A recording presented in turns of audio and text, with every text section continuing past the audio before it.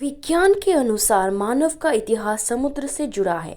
सबसे पहले पानी में रहने वाली प्रजातियों ने जन्म लिया, जैसे मछली, पानी में रहने वाले कीटाणु आदि।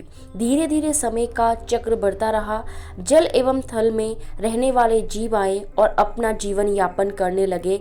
ये जीव थे जैसे मेंढक, केकड़ा आदि।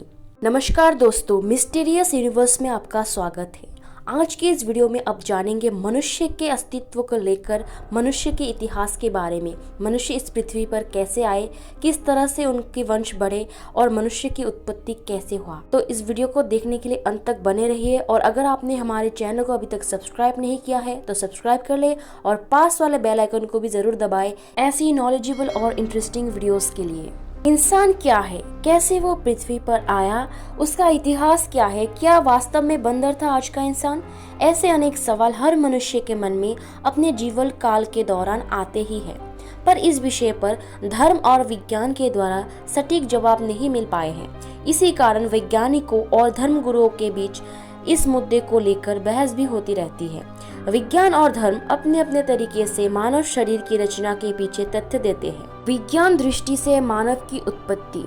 विज्ञान ने मानव जाति के आविष्कार को समझने के लिए कई प्रयास किए हैं, जिसके सफल परिणाम भी प्राप्त हुए हैं। विज्ञान के अनुसार मानव का इतिहास समुद्र से जुड़ा है। सबसे पहले पानी में रहने वाली प्रजातियों ने जन्म लिया, जैसे मछली, पानी में रहने वाली कीटाणु आदि। धीरे धीरे समय का चक्र बढ़ता रहा। जल एवं थल में रहने वाले जीव आए और अपने जीवन यापन करने लगे थे। जीव जैसे मेंढक, केकड़ा आदि।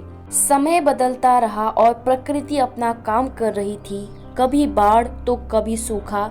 जीवों की जन्म और मृत्यु हो रही थी। इसी दौर में कई प्रजातियां विकसित हुई और कईयों की नामो निशान खत्म हो गया था। ये क्रम ऐसे ही चल रहा था और डायनासोर, वानर, चिंपैंजी, वन मानुष आए और इसके बाद हुआ दो पैर वाले मनुष्य का विकास।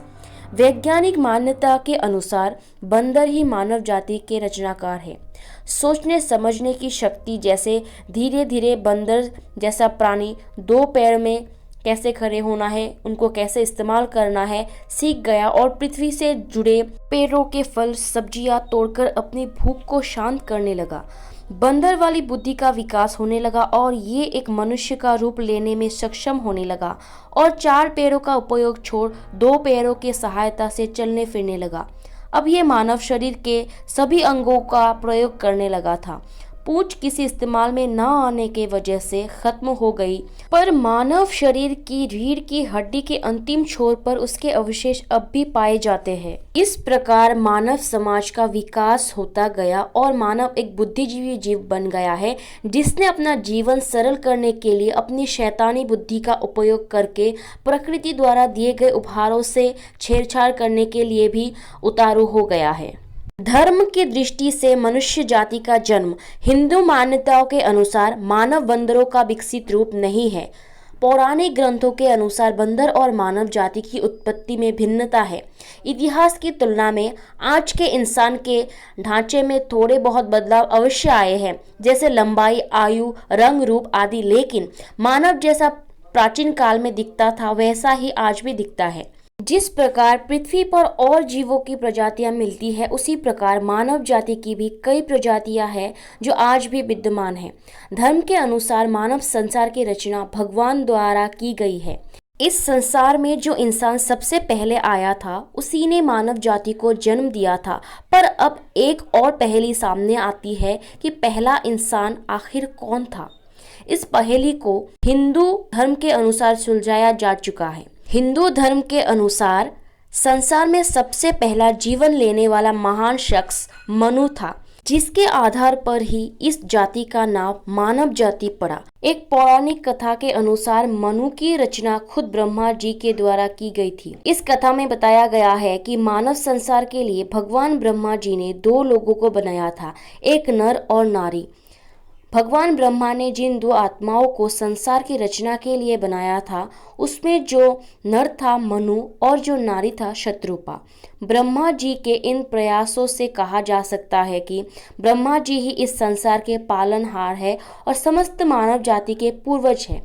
मनुष्य शब्द के ही पर्यायवाची शब्द संस्कृत भाषा में मनुष्य और अंग्रेजी भाषा में मैन है। ईसाई धर्म की बाइबल में भी मनु का उल्लेख ईसाई धर्म की बाइबल में भी है।